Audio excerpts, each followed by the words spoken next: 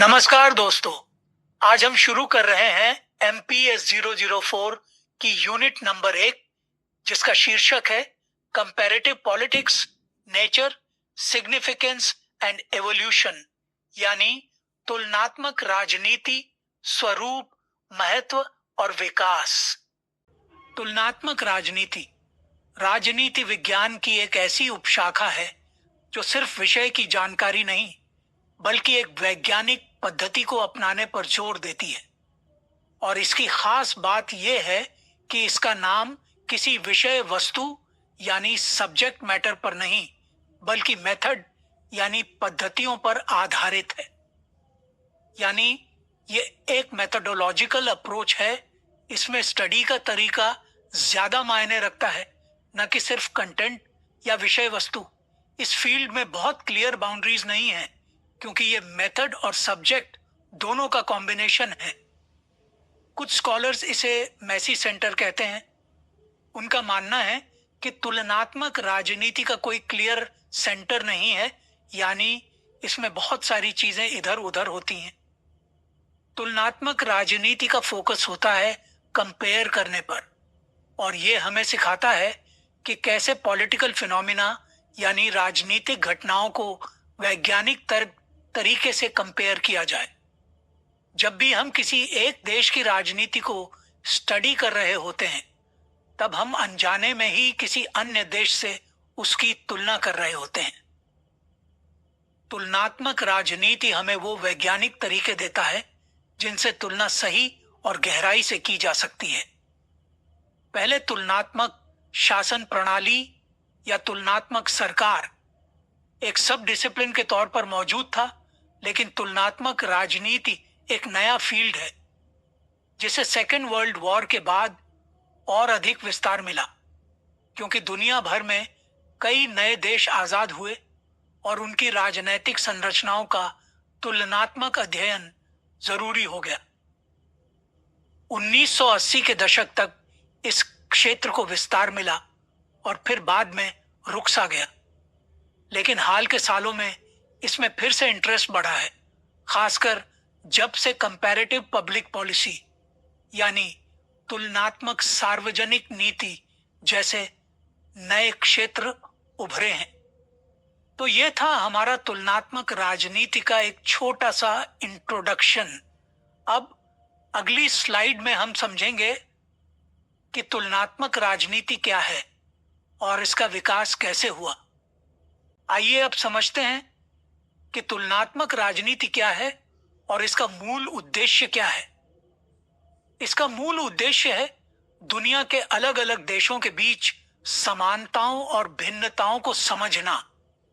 मतलब यह कि एक देश कैसे गवर्न होता है, उसका सिस्टम कैसे काम करता है और वो बाकी देशों से कैसे अलग है या उनमें क्या समानता है, ये सब तुलनात्मक राजनीति के अंदर आता है।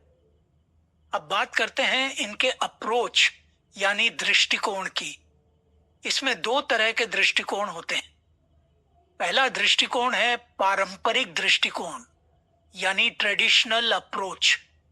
यह अप्रोच डेस्क्रिप्टिव यानी वर्णनात्मक था, मतलब इसमें एक एक देश का विस्तृत वर्णन होता था पर एक दूसरे से तुलना नहीं की जाती थी। इस अप्रोच में देश स्टडीज तो बहुत अच्छी होती थी, लेकिन यह मोनोग्राफिक और लिमिटेड थी, यानी वे केवल एक देश पर केंद्रित और सीमित थे। इसके तीन मुख्य फीचर्स थे।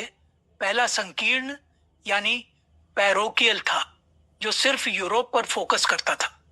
दूसरा स्थिर यानी स्टैटिक था, जो बदलाव को एक्सप्लेन नहीं करता था। और तीसरा तुलनात्मक यानी कंपैरेटिव नहीं था। आइए अब समझते हैं आधुनिक दृष्टिकोण को यानी मॉडर्न अप्रोच को। जहां पारंपरिक दृष्टिकोण संकीर्ण, स्थिर और मुख्यतः यूरोपीय संदर्भों तक सीमित था, वहीं आधुनिक दृष्टिकोण अधिक व्यापक, लचीला और वैश्विक परिप्रेक्ष्य पर आधारित था। अर्थात ये केवल यूरोप तक सीमित नहीं था बल्कि पूरी दुनिया को कवर करता था। मॉडर्न अप्रोच में न सिर्फ पॉलिटिकल इंस्टीट्यूशंस यानी राजनीतिक संस्थाएं जैसे पार्लियामेंट और कोर्ट्स, बल्कि पॉलिटिकल प्रोसेसेस जैसे पार्टीज, प्रेशर ग्रुप्स और सोशल मूवमेंट्स को भी एनालाइज किया जाता है। यह अप्रोच ज्यादा ओपन, डायनामिक और कंपैरेटिव है, और आज के टाइम में यही अप्रोच सबसे ज्यादा यूज होती है। अब हम अगले स्लाइड में देखेंगे कि यह अप्रोच कैसे डेवलप हुआ और किन स्कॉलर्स और मेथड्स ने इस फील्ड को आगे बढ़ाया। अब हम बात करेंगे कि आधुनिक तुलनात्मक राजनीति में क्या खास है और इसका विकास कैसे हुआ। आधुनिक तुलनात्मक राजनीति का दृष्टिकोण बहुविषयी होता है। इसे इंग्लिश में कहते हैं मल्टी डिसिप्लिनरी अप्रोच, जिसका मतलब है कि ये सिर्फ पॉलिटिकल साइंस तक सीमित नहीं है, बल्कि इसमें हिस्ट्री, सोशियोलॉजी और इकोनॉमिक्स जैसे दूसरे सब्जेक्ट्स को भी शामिल किया जाता है। इस अप्रोच के अनुसार राजनीति को अच्छे से समझने के लिए आपको सोसाइटी और इकोनॉमी दोनों को भी समझना होगा। 1950 और 60 के दशक में एक बहुत बड़ा बदलाव आया, जिसे कहा गया बिहेवियरल रेवोल्यूशन, यानी व्यवहारवादी क्रांति। इस बिहेवियरल रेवोल्यूशन ने तुलनात्मक राजनीति को पूरी तरह चेंज कर दिया। अब फोकस सिद्धांतों से हटकर डेटा और रियल बिहेवियर पर आने लगा। मतलब अब स्टडीज में हाइपोथेसिस, वेरिएबल्स और फील्ड रिसर्च यूज होने लगे और इसे और ज्यादा साइंटिफिक बनाया जाने लगा। अब इस क्रांति ने तुलनात्मक राजनीति को थ्योरी की किताबों से बाहर निकालकर प्रैक्टिकल वर्ल्ड में ले आई। इसके साथ ही दुनिया के कई हिस्सों में जब कई नए राष्ट्र स्वतंत्र हुए, तब इस फील्ड की इंपॉर्टेंस और भी ज्यादा बढ़ गई। इन नए देशों की पॉलिटिकल सिस्टम्स को समझने के लिए नए टूल्स, थ्योरीज और मेथड्स की जरूरत पड़ी, और इसी वजह से तुलनात्मक राजनीति एक ग्लोबली इंपॉर्टेंट फील्ड बन गई। तो अब हम अगले स्लाइड में देखेंगे कि इस फील्ड में कौन कौन से मेथड्स यूज होते हैं और कैसे हम कंपैरिजन को और साइंटिफिक बना सकते हैं। अब हम बात करेंगे उन मेजर थ्योरीज और फ्रेमवर्क्स की जो तुलनात्मक राजनीति को समझने में मदद करते हैं। तुलनात्मक राजनीति में दो प्रमुख फ्रेमवर्क विकसित हुए।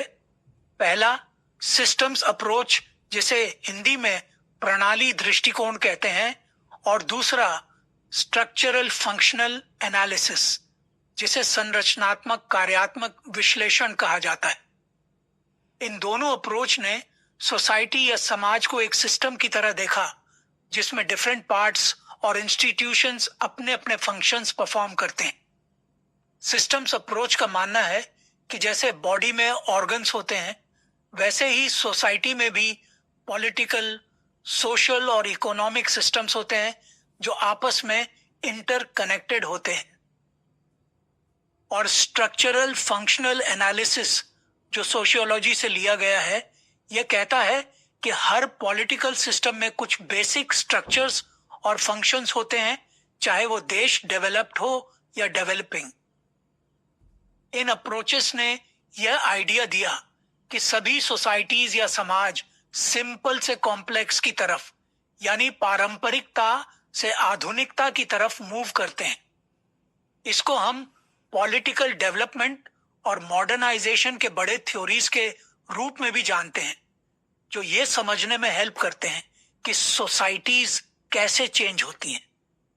अब बात करते हैं एक बहुत जरूरी डिबेट की, वो है वेस्टर्न मॉडल्स को नॉन वेस्टर्न देशों पर अप्लाई करने की।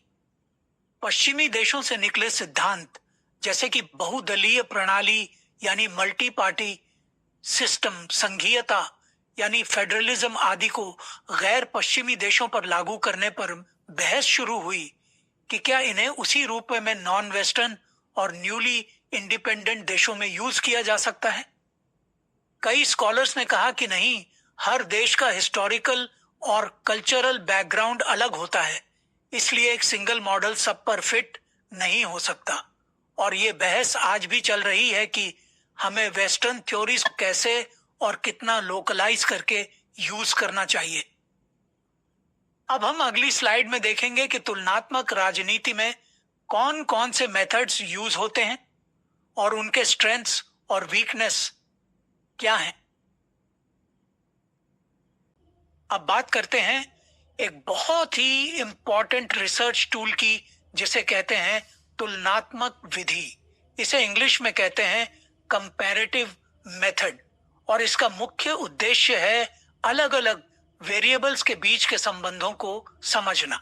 मतलब ये मेथड हमें ये समझने में हेल्प करता है कि अगर एक देश में कोई पॉलिसी सक्सेसफुल रही तो क्या वही पॉलिसी किसी दूसरी देश में भी काम करेगी या नहीं। राजनीति विज्ञान में 4 मुख्य विधियां होती हैं। पहला है प्रयोगात्मक विधि या एक्सपेरिमेंटल मेथड, दूसरा सांख्यिकीय विधि या स्टैटिस्टिकल मेथड, तीसरा केस अध्ययन विधि या केस स्टडी मेथड, और चौथा तुलनात्मक विधि या कंपैरेटिव मेथड। तुलनात्मक विधि और सांख्यिकीय विधि एक दूसरे से मिलती जुलती हैं। दोनों में ही डाटा और वेरिएबल्स का एनालिसिस होता है, लेकिन स्टैटिस्टिकल मेथड में बहुत अधिक केस स्टडीज और बड़े सैंपल साइज की जरूरत होती है, जबकि तुलनात्मक मेथड कम केसों के साथ भी प्रभावी ढंग से काम कर सकती है। इसलिए जब डेटा लिमिटेड हो या देशों की संख्या कम हो, तब तुलनात्मक मेथड ज्यादा यूजफुल होती है।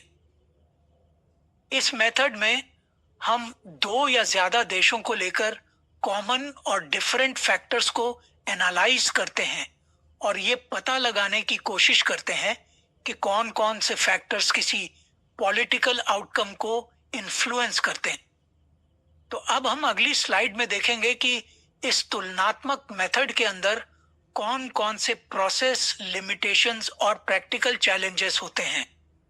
अब बात करते हैं कि तुलनात्मक विधि में काम कैसे होता है, यानी इसका प्रोसेस क्या है। इस मेथड की शुरुआत होती है एक परिकल्पना यानी हाइपोथेसिस से, जो किसी पॉलिटिकल रिलेशन या कारण को लेकर एक अनुमान होता है। फिर उस हाइपोथेसिस को अलग अलग देशों के रियल एक्सपीरियंस से टेस्ट किया जाता है, जिसे एम्पिरिकल टेस्टिंग कहते हैं। अब यहाँ एक समस्या आती है, अगर हमारे पास सिर्फ 3 या 4 देशों का डाटा हो तो हम बहुत ब्रॉड या यूनिवर्सल जनरलाइजेशन नहीं कर सकते, क्योंकि स्मॉल सैंपल्स पर बेस्ड स्टडीज में रिजल्ट्स लिमिटेड होते हैं। इसलिए तुलनात्मक राजनीति में रिसर्चर्स ज्यादातर प्रोबेबिलिटी पर फोकस करते हैं, यानी संभावित कनेक्शंस और रिलेशनशिप्स को समझने की कोशिश करते हैं। और इन रिसर्चर्स में सबसे जरूरी बात यह होती है कि कंपैरिजन सिर्फ कंपेयर करने के लिए ना हो, बल्कि उससे कुछ ठोस मीनिंगफुल निष्कर्ष निकले। एक और जरूरी बात, तुलनात्मक स्टडीज में कोशिश होती है कि जिन देशों को कंपेयर किया जा रहा है वो एक दूसरे से कुछ हद तक समरूप यानी कंपेरेबल हो। अगर देशों का बैकग्राउंड, कल्चर या पॉलिटिकल स्ट्रक्चर बिल्कुल ही अलग हो तो फिर कंपैरिजन अर्थहीन हो जाता है।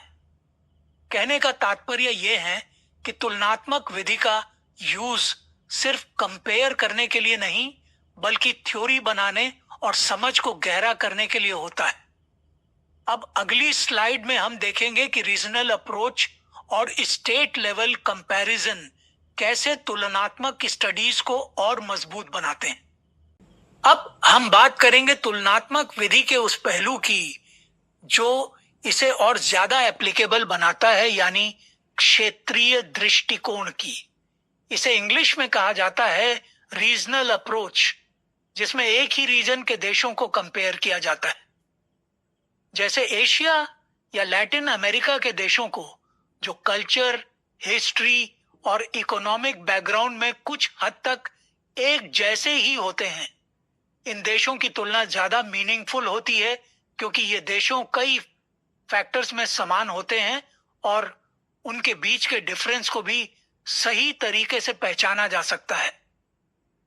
अब बात करते हैं भारत की, जो कि एक फेडरल देश है, यानी जिसमें स्टेट्स को काफी हद तक ऑटोनॉमी मिली हुई है। भारत जैसे संघीय ढांचे में राज्य स्तरीय तुलना एक तरह की लेबोरेटरी की तरह काम कर सकती है, जहां हर स्टेट एक अलग केस स्टडी बन सकता है। जैसे मान लीजिए, अगर एक योजना तमिलनाडु में काम करती है लेकिन यूपी में नहीं कर पाती, तो हम ये एनालाइज कर सकते हैं कि ऐसा क्यों हुआ। इसी तरह से तुलनात्मक राजनीति में एक और इम्पॉर्टेंट कॉन्सेप्ट है मिडिल रेंज थ्योरी, यानी मध्यवर्ती सिद्धांत, जहां हम सीमित क्षेत्रों या विशेषताओं की तुलना करते हैं। इसके अनुसार हमें बहुत बड़े यूनिवर्सल दावे करने के बजाय सीमित केसों या सीमित वेरिएबल्स के आधार पर थ्योरी बनानी चाहिए। इसमें हम कम देशों या यूनिट्स की तुलना करते हैं, लेकिन अधिक चार्ट्स और डिटेल्ड वेरिएबल्स का विश्लेषण करते हैं, जिससे हम विशेष संबंधों को बेहतर समझ पाते हैं। अर्थात तुलनात्मक विधि का स्कोप सिर्फ देशों तक सीमित नहीं है, बल्कि यह क्षेत्रीय और राज्य स्तर तक फैला हुआ है, और यह रिसर्च को ज्यादा गहराई और स्पष्टता प्रदान करता है।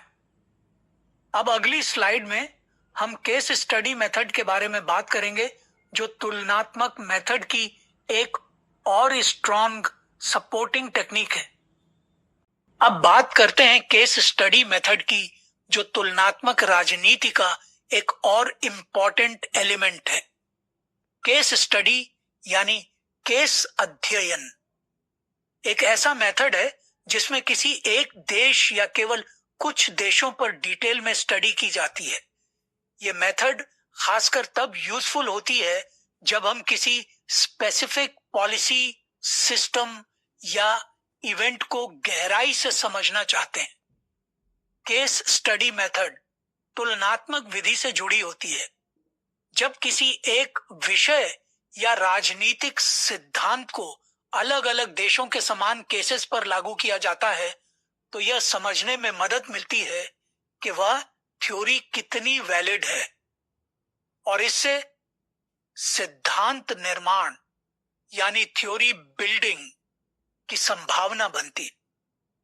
इस तरह की स्टडी से रिसर्चर्स को एक स्ट्रॉन्ग बेस मिलता है, जिससे वो या तो थ्योरी को सपोर्ट कर सकते हैं या फिर उसे चैलेंज कर सकते हैं। इसलिए केस स्टडीज को 3 मेन कैटेगरीज में डिवाइड किया गया है।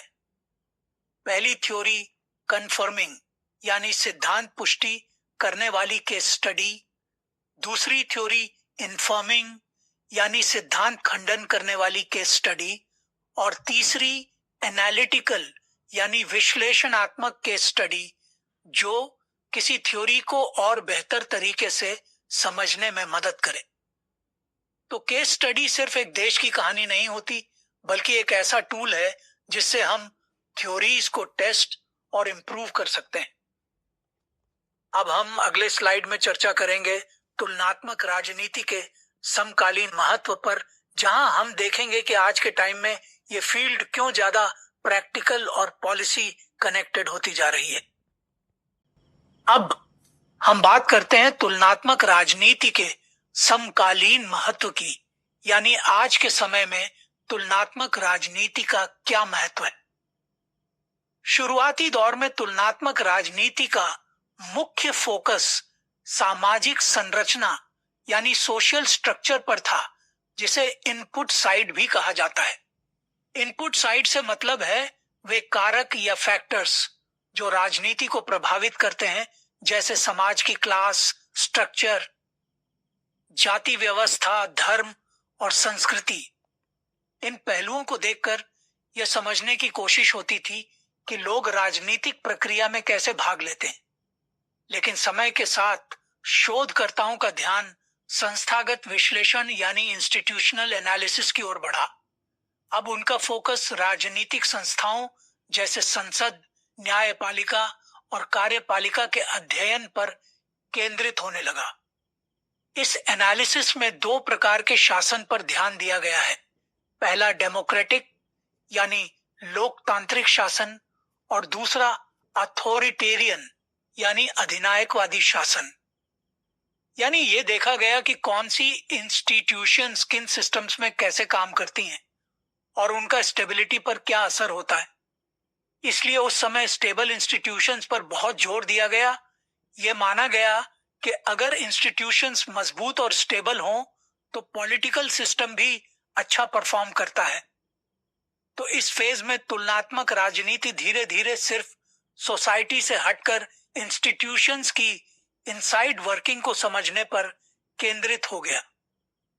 अब हम अगली स्लाइड में देखेंगे कि कैसे आउटपुट साइड यानी पॉलिसी मेकिंग और गवर्नेंस तुलनात्मक रिसर्च का सेंटर बन गया। अब हम बात करेंगे तुलनात्मक राजनीति के उस स्टेज की जब इसका फोकस आउटपुट साइड पर शिफ्ट हुआ। आउटपुट साइड मतलब स्टेट क्या डिलीवर करता है, कैसी पॉलिसीज बनाता है और उनका सोसाइटी पर क्या असर होता है। इस फोकस शिफ्ट के साथ ही तुलनात्मक पब्लिक पॉलिसी और पॉलिटिकल इकोनॉमी जैसी सब फील्ड्स डेवलप होने लगी। अब स्टडी सिर्फ इस बात पर नहीं होती थी कि लोग वोट क्यों करते हैं या पार्टीज कैसे काम करती हैं, बल्कि इस बात पर होती थी कि गवर्नमेंट डिसीजन कैसे लेती है और उनके फैसलों का रिजल्ट क्या होता है। इससे तुलनात्मक राजनीति में पॉलिसी मेकिंग को एनालाइज करने की एक स्ट्रॉन्ग ट्रेंड शुरू हुआ। इस फेज में तुलनात्मक राजनीति धीरे धीरे सोशियोलॉजिकल एनालिसिस से हटकर इकोनॉमिक थिंकिंग के करीब पहुंच गई। अब ये सिर्फ समाज के बिहेवियर या क्लास रिलेशन पर फोकस नहीं कर रही थी, बल्कि ये देखने लगी थी कि गवर्नमेंट के एक्शन का इकोनॉमिक इम्पैक्ट क्या होता है। इसीलिए अब फील्ड में डाटा, बजट, पॉलिसी इफेक्टिवनेस और गवर्नेंस क्वालिटी जैसे टॉपिक्स पर ज्यादा रिसर्च होने लगी।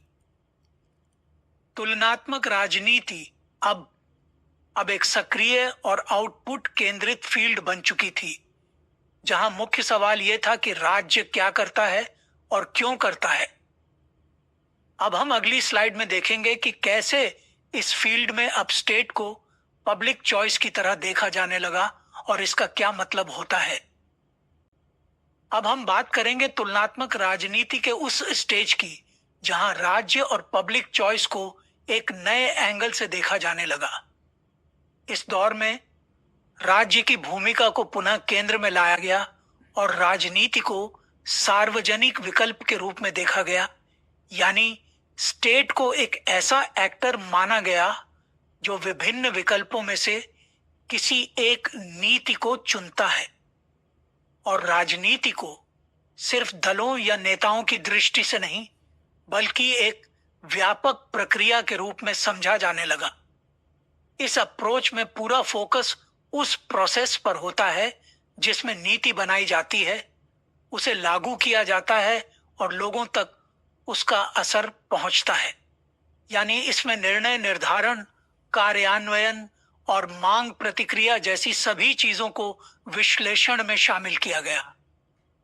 इस पब्लिक चॉइस अप्रोच ने राज्य की भूमिका को फिर से केंद्र में लाकर उसे एक सक्रिय और जटिल संस्था के रूप में प्रस्तुत किया। पॉलिटिकल इकोनॉमी के क्षेत्र में यह समझने की कोशिश की गई कि किसी देश में संसाधनों का उपयोग और वितरण किन नीतियों से प्रभावित होता है। इस बदलाव ने तुलनात्मक राजनीति को और ज्यादा व्यवहारिक बना दिया। अब इसका उद्देश्य केवल थ्योरी बनाना नहीं रहा, बल्कि असली शासन और नीतिगत परिणामों को समझना भी बन गया।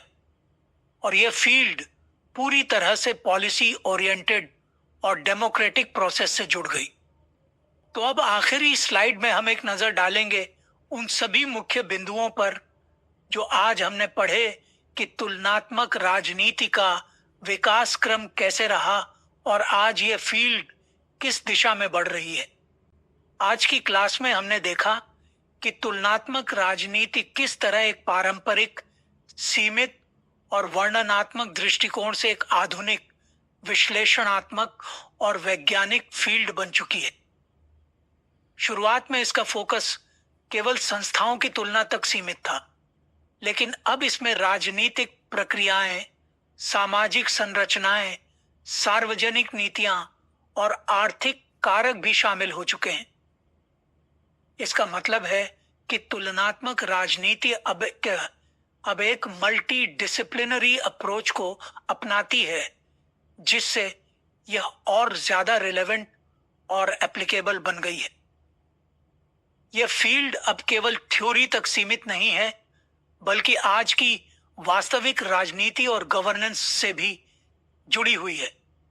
आज इसका दृष्टिकोण पहले से कहीं ज्यादा प्रैक्टिकल और प्रॉब्लम सॉल्विंग हो गया है, जिससे हम सिर्फ राजनीतिक घटनाओं को समझ नहीं पाते, बल्कि उनके बेहतर समाधान भी सोच सकते हैं।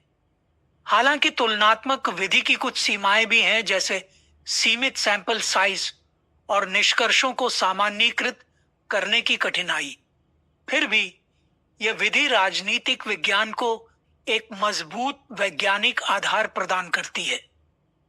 इसलिए कहा जा सकता है कि तुलनात्मक राजनीति राजनीतिक विज्ञान का एक जटिल लेकिन बेहद उपयोगी क्षेत्र है।